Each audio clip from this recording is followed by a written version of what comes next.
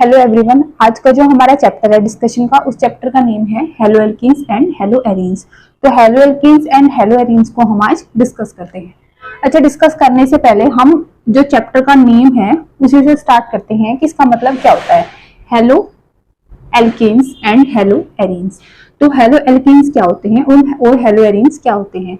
जब भी हम हाइड्रोजन एटम का रिप्लेसमेंट करते हैं किसी भी हाइड्रोकार्बन के अंदर, किसी भी एलिफेटिक के अंदर या किसी भी एरोमेटिक कंपाउंड के अंदर, किससे, हेलोजन एटम से, तो वहां से जो रिजल्ट फॉर्मेशन होता है उसको हम बोलते हैं हेलो एल्कीन्स या फिर हेलो एरीन्स। उन्हीं को हम एल्काइल हैलाइड भी बोलते हैं और उन्हीं को हम एरिल हैलाइड भी बोलते हैं।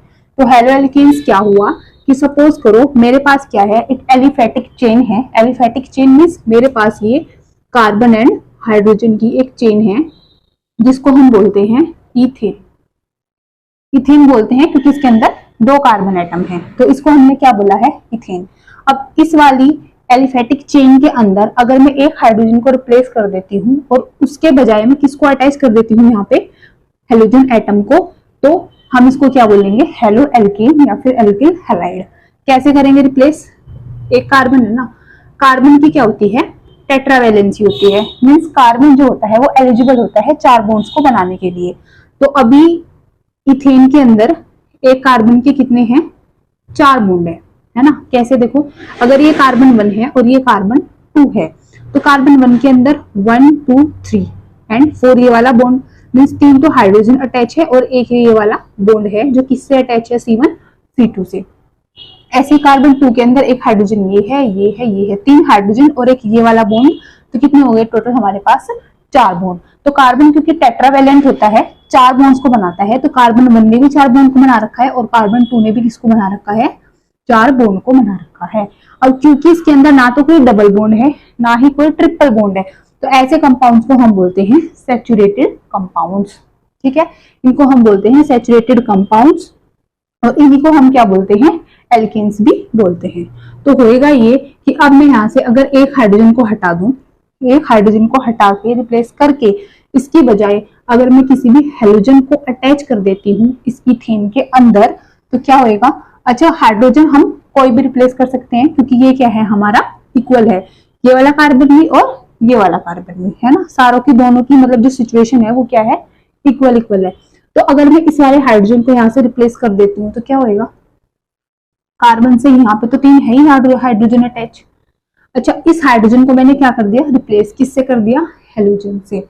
हेलोजन हमारे पास ग्रुप नंबर कौन होते हैं, 17 के नंबर्स होते हैं। ठीक है, तो ये जो मेरे पास बना ये क्या था, अभी इथेन था, एल्केन था, लेकिन जब मैंने एक हाइड्रोजन को यहाँ से रिप्लेस किया और इसके बजाय क्या लगाया, हेलोजन, तो इसको हम क्या बोलेंगे अभी, एल्किल हैलाइड। क्या बोलेंगे, एल्किल हैलाइड, या फिर हम इसी को क्या बोल देते हैं, हेलो एल्केन। हेलो एल्केन, एन क्यों लगा, क्योंकि यहाँ पे कोई भी डबल या ट्रिपल बॉन्ड नहीं है, अनसैचुरेशन नहीं है, सिर्फ क्या है, सैचुरेशन है, तो इसको हमने क्या बोला है, हेलो एल्केन। तो एल्केन के अंदर जब भी हम किसी हाइड्रोजन को रिप्लेस करेंगे किससे, with the halogen atom, then the formation of the alkyl halide will be take place. ठीक है, तो फॉर्मेशन किसकी हो जाएगी, एल्काइल हैलाइड की हो जाएगी। ये बात थी किसकी, हेलो एल्केन्स की। फिर हेलो एरीन्स कैसे बनता है, तो सपोज करो कि मैं एग्जांपल ले लेती हूँ किसका, किसी भी एरिल कंपाउंड का, है ना। तो ये मेरे पास क्या है, देखो बेंजीन है ना, इसको हम क्या बोलते हैं, बेंजीन, जिसका फॉर्मूला होता है C6H6। अच्छा, इस बेंजीन को मैं ऐसे भी शो कर सकती हूँ, किसके इक्विवेलेंट,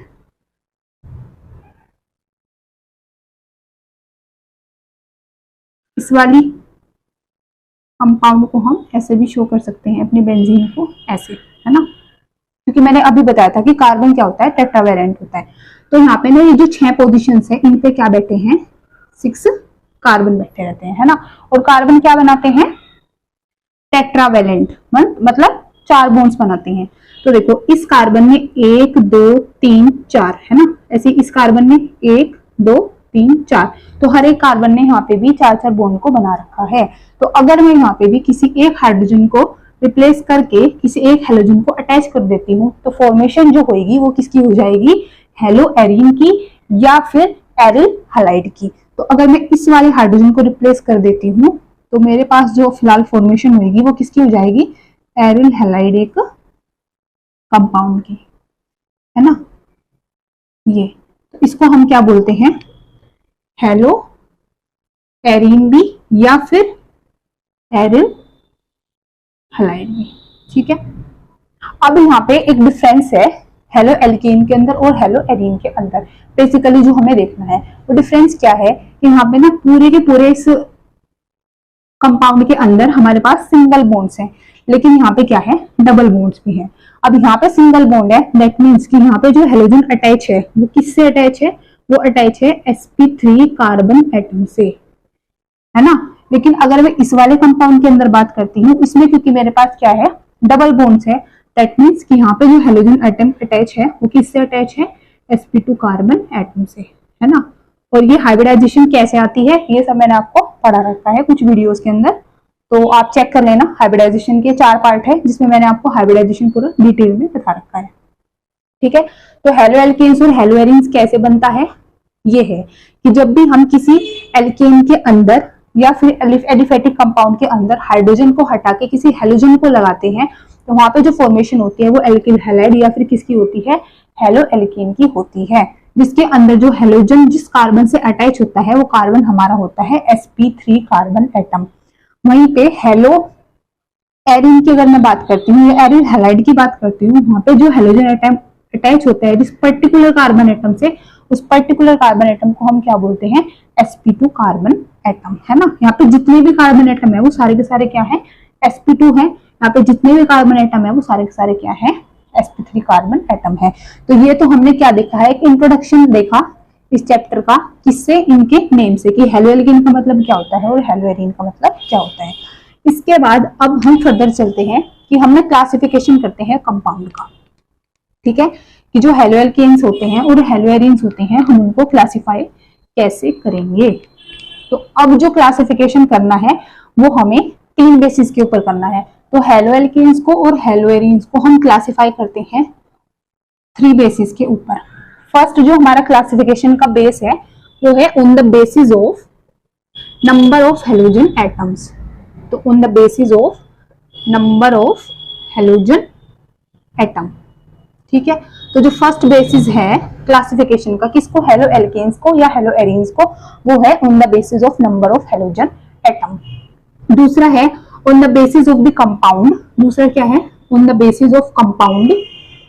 कंपाउंड क्या कंटेन करता है, containing sp3 carbon halogen bond.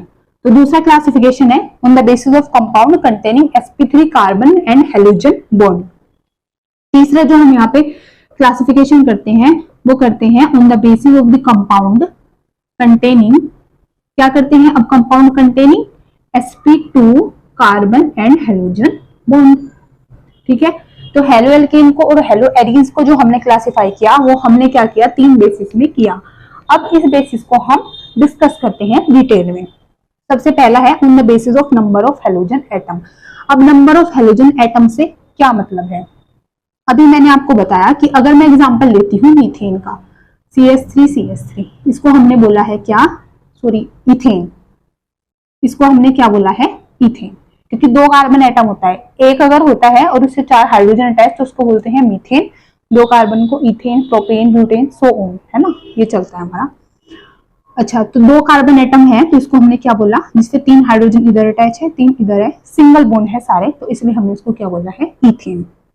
अब अगर इस इथेन के अंदर, मैंने आपको पहले क्या दिखाया था कि अगर इस इथेन के अंदर मैं एक हाइड्रोजन को हटा के उसके बजाय एक हेलोजन को अटैच कर देती हूँ तो ये क्या बन जाता था, हेलो एल्केन।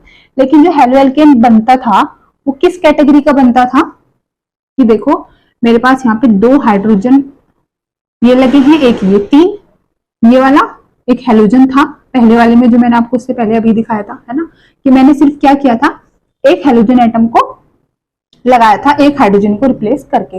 लेकिन अगर सपोज करो कि मैं यहाँ पे 2 हाइड्रोजन को रिप्लेस कर दूं 2 हेलोजन से, तो वो यहाँ पे आ जाएगा, है ना। ऐसे ही मैं 3 को कर दूं, सो ऑन कर सकती हूँ, क्योंकि हम एक हाइड्रोजन को जब हटाएंगे तो उसके बजाय हम क्या लगाएंगे, एक हेलोजन एटम को लगाएंगे, ठीक है।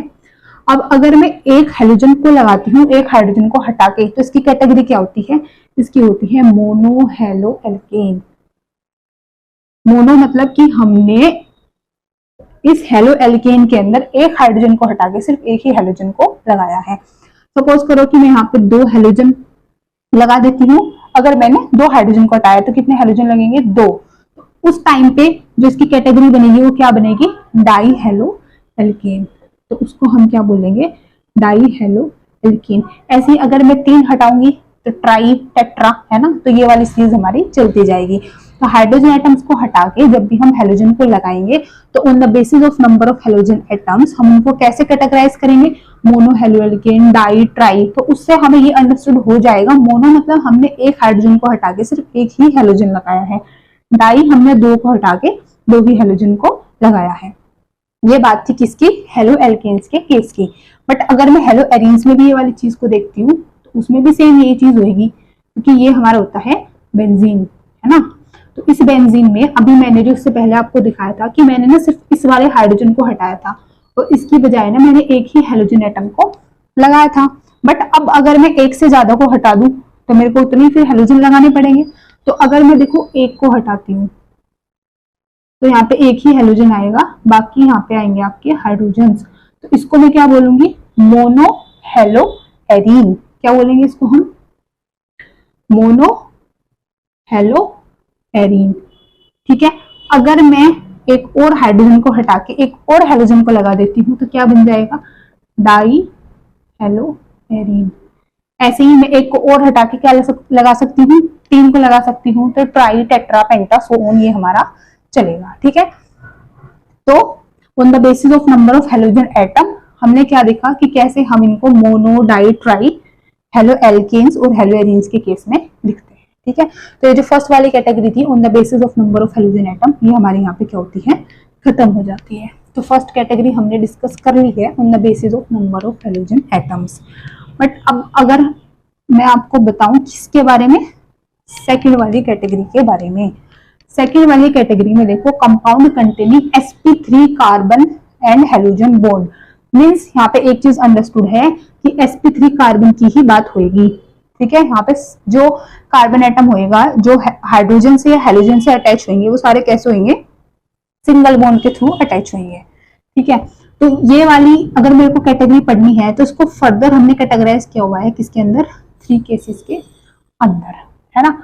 तो 3 केसेस के अंदर किया है। नंबर 1 है हमारा अल्काइल हलाइड और हेलो एल्केन।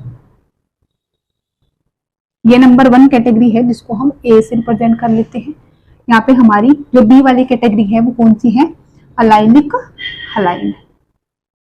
ठीक है। तो इसके बाद जो हमारे पास नंबर 3 कैटेगरी है वो किसकी है? बेंजाइलिक हलाइड की, है ना।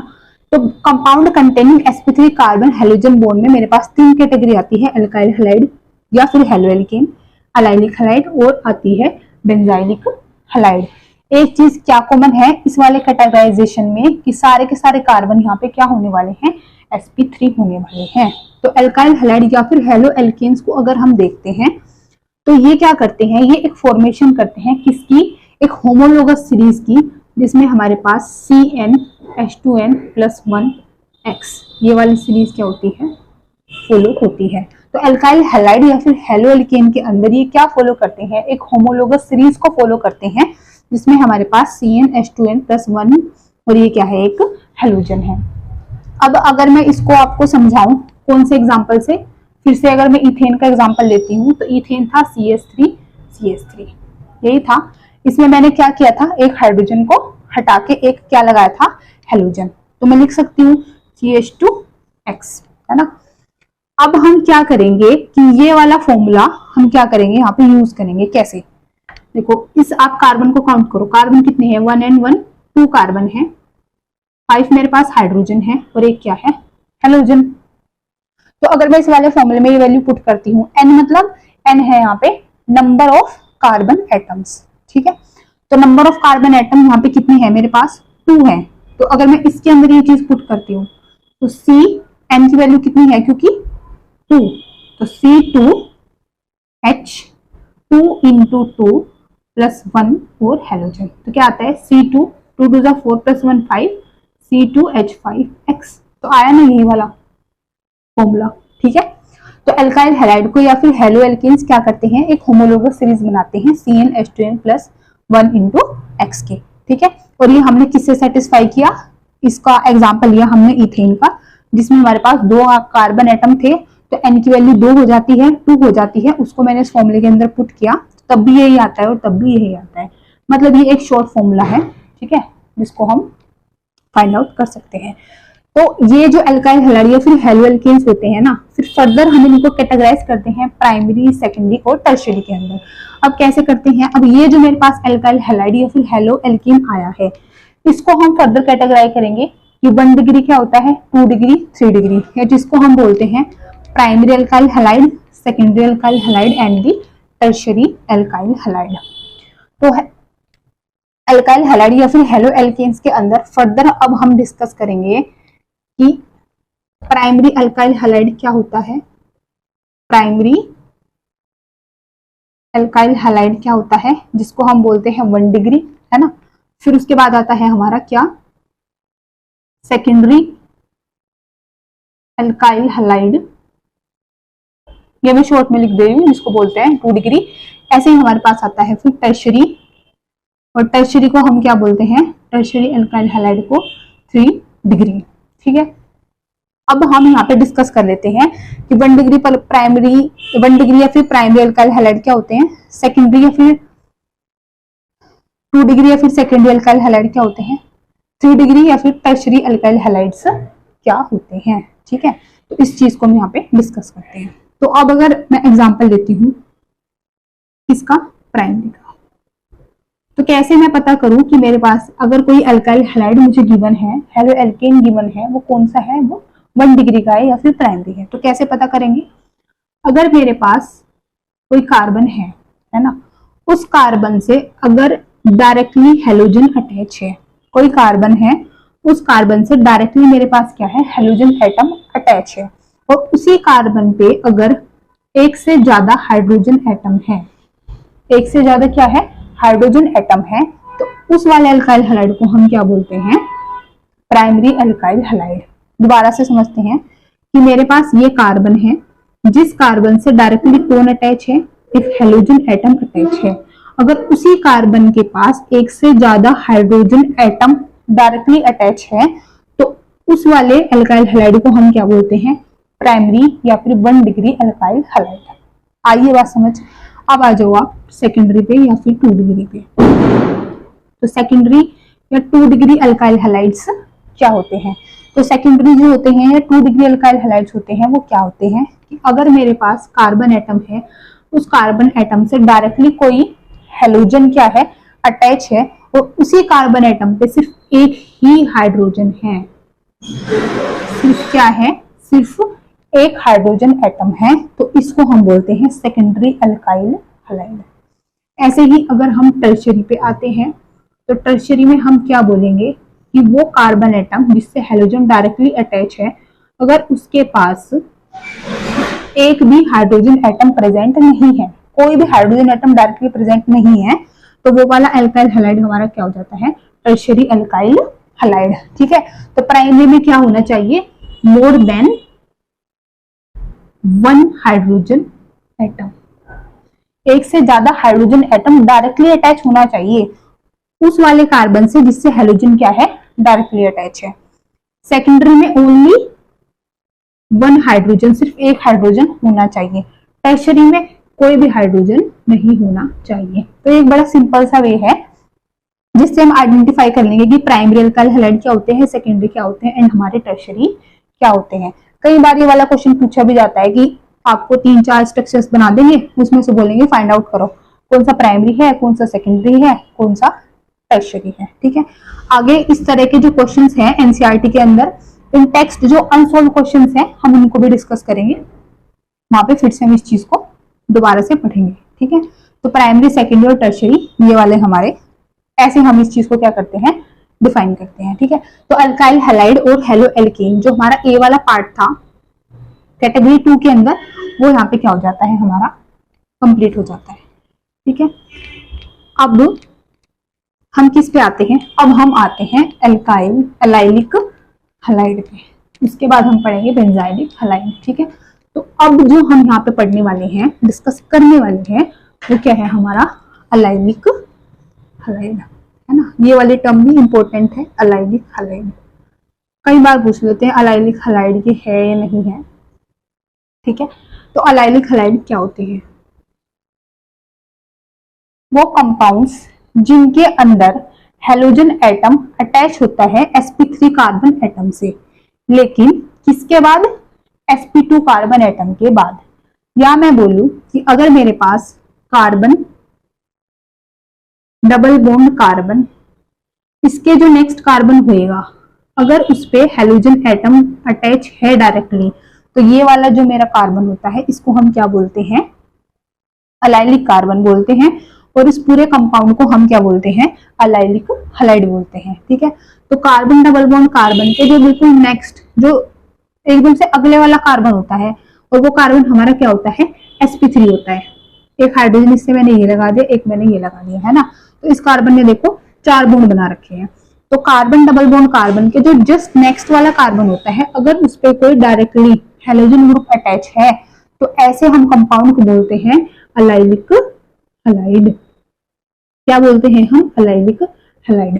तो यहाँ पे जो कार्बन है ये वाले, क्योंकि डबल बॉन्ड है तो ये हमारा sp2 कार्बन है। तो sp2 कार्बन से जो नेक्स्ट एकदम कौन सा होना चाहिए? sp3 कार्बन एटम होना चाहिए। और अगर उस sp3 कार्बन एटम पे कोई डायरेक्टली हेलोजन ग्रुप अटैच होता है, उसको हम क्या बोलते हैं? Allylic halide. बड़ा सिंपल है।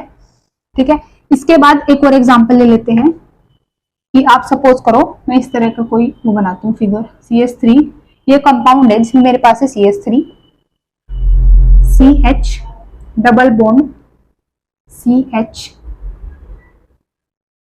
CH2, CH2X, है ना। अब अगर मैं आप लोगों को बोलूं कि 1 मिनट के लिए वीडियो को पॉज करो और फिर चेक करो कि ये वाला कंपाउंड जो है क्या वो एलाइलिक हलाइड है, तो मैंने अभी क्या बोला कि मेरे पास जब sp2 कार्बन वाले होते हैं, या फिर वो कार्बन एटम जिनके पास क्या है? डबल बॉन्ड है, उससे जस्ट नेक्स्ट वाला कार्बन एटम जो कि sp3 हाइब्रिडाइजेशन का होना चाहिए, उस पर डायरेक्टली क्या होना चाहिए? Halogen atom. बट ये वाला क्या नेक्स्ट है? ये वाला नेक्स्ट है, बट क्या इस पे हेलोजन है? तो इसके पास तो हेलोजन नहीं है, हेलोजन उसके नेक्स्ट वाले पे है, और जो कि एप्लीकेबल नहीं है। तो हेलोजन होना चाहिए था इस पोजीशन पे। अगर इस पोजीशन पे हेलोजन होता तो बिल्कुल ये एलाइलिक हलाइड होता। तो अब ये एलाइलिक हलाइड नहीं है।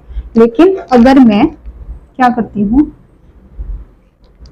कि यहाँ पे अब मैं कोई हेलोजन को अटैच कर देती हूँ, है ना, तो अब ये क्या बन जाएगा? अब ये बन जाएगा हमारा एलाइलिक हलाइड। तो हुआ है क्लियर एलाइलिक हलाइड क्या होता है? ठीक है, ये हमने बात की किसकी? एलाइलिक हलाइड की। इसके बाद जो हम नेक्स्ट करेंगे सेकंड कैटेगरी का सी वाला, वो कौन सा था? Benzylic halide. तो अब हम समझते हैं बेंजाइलिक हलाइड को। ये हमने बात की थी किसके अंदर? एलिफेटिक्स के अंदर, है ना।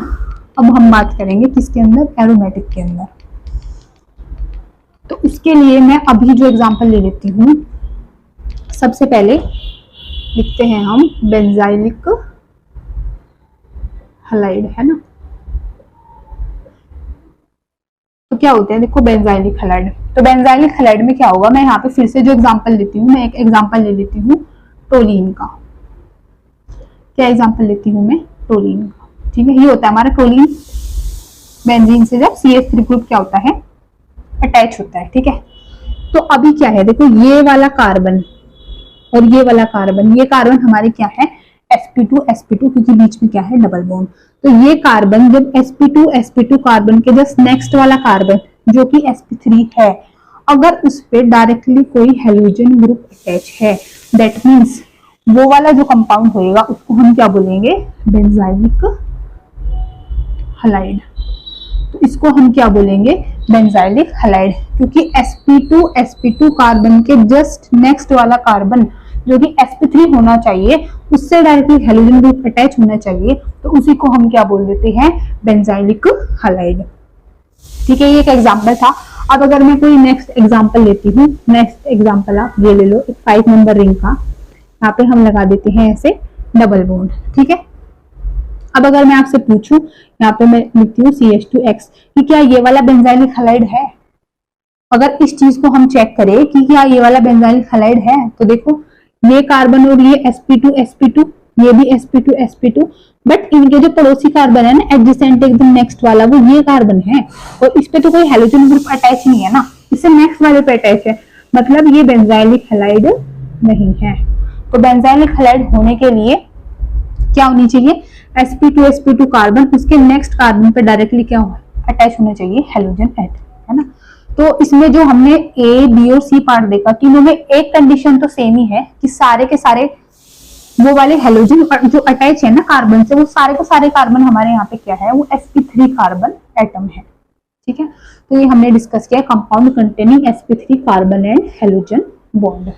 अब हम इसके बाद जो नेक्स्ट डिस्कस करेंगे वो अपनी थर्ड कैटेगरी करेंगे, जिसमें compound containing sp2 carbon and halogen bonds, ठीक है। तो थर्ड कैटेगरी में भी हमारे पास दो केसेस बनते हैं, ए और बी, जिसमें हमारे पास आता है vinylic halide and aryl halide, ठीक है। बट यहाँ पे भी एक चीज इसमें सिमिलर ये है कि यहाँ पे अब जो हेलोजन अटैच होएगा ना, वो sp2 कार्बन से ही होएगा दोनों केसेस में। तो इसके अंदर जो दो केस बनते हैं, ए वाला बनता है हमारा विनाइलिक हैलाइड का, एंड दूसरा जो आपका बी वाला बनता है वो किसका बनता है, वो बनता है एरिल हैलाइड का, ठीक है जी। तो ये विनाइलिक हैलाइड है, ये हमारा क्या है, एरिल हैलाइड है। विनाइलिक हैलाइड क्या होता है, देखो अभी जो मैंने बोला था कि मेरे पास CH2 डबल बॉन्ड CH2 है, ठीक है, ये क्या है, एक एल्कीन है। मैंने बोला था इसके नेक्स्ट वाले कार्बन पे जस्ट एकदम से जो नेक्स्ट वाला कार्बन होएगा उस पे एकदम से हेलोजन होना चाहिए, तो वो अलाइलिक हैलाइड होते हैं। लेकिन यहाँ पे मेरे पास sp2 कार्बन पे ही डायरेक्टली अटैच होना चाहिए कौन, हेलोजन। अगर ऐसा है तो ये विनाइलिक हैलाइड है। क्या है ये, विनाइलिक हैलाइड, ठीक है। तो ये क्या है, विनाइलिक हैलाइड है। अब अगर मैं नेक्स्ट एग्जांपल लूं कि CH3 है मेरे पास, है ना, CH2 है, CH है, डबल बॉन्ड CH है। ये अगर मैं पूछती हूँ कि क्या ये वाला विनाइलिक हैलाइड है, तो बिल्कुल है। क्यों, क्योंकि ये भी sp2 कार्बन है, ये भी sp2 कार्बन है और उससे डायरेक्टली ही तो अटैच है हेलोजन, यही हमें चाहिए, मींस ये हमारा क्या है, विनाइलिक हैलाइड है, ठीक है। अब हम आ जाते हैं अराइल हैलाइड पे, जो कि इस कैटेगराइजेशन का लास्ट है, एरिल हैलाइड। वो क्या होता है, सेम यही वाली कंडीशन होती है किसी भी, अगर मैं ये सपोज करो बेंजीन को ले लेती हूँ, है ना, बेंजीन के अंदर ये सारे कार्बन एटम्स क्या है मेरे, sp2 कार्बन एटम है ना, और इन sp2 कार्बन एटम से अगर डायरेक्टली हेलोजन ग्रुप अटैच है तो उसको हम क्या बोलते हैं, एरिल हैलाइड बोलते हैं, है ना। तो ये भी क्योंकि मेरा sp2 कार्बन है और ये भी क्या है, sp2 कार्बन है, तो sp2 कार्बन से जब डायरेक्टली कोई हेलोजन अटैच होता है तो उसको हम क्या बोलते हैं, एरिल हैलाइड बोलते हैं, ठीक है। तो ये जो हमने कैटेगराइजेशन किया था हेलोएल्केन्स को और हेलोएरीन्स का, वो यहाँ पे क्या होता है, फिनिश हो जाता है। इसके बाद जो आता है ना, इसके बाद फिर नोमेनक्लेचर आता है ना। नोमेनक्लेचर में हम IUPAC नेमिंग को और कॉमन नेमिंग को सीखते हैं। वो जो मैं आपको कराऊंगी वो सारा का सारा पार्ट 2 के अंदर कराऊंगी। इस वाली वीडियो में हम इतना ही करते हैं। अगर आपको ये वीडियो थोड़ी सी भी यूजफुल लगती है तो आप चैनल को सब्सक्राइब कर देना, ठीक है। इस वाली वीडियो को लाइक कर देना और चैनल को आप शेयर भी कर देना। Thank you so much.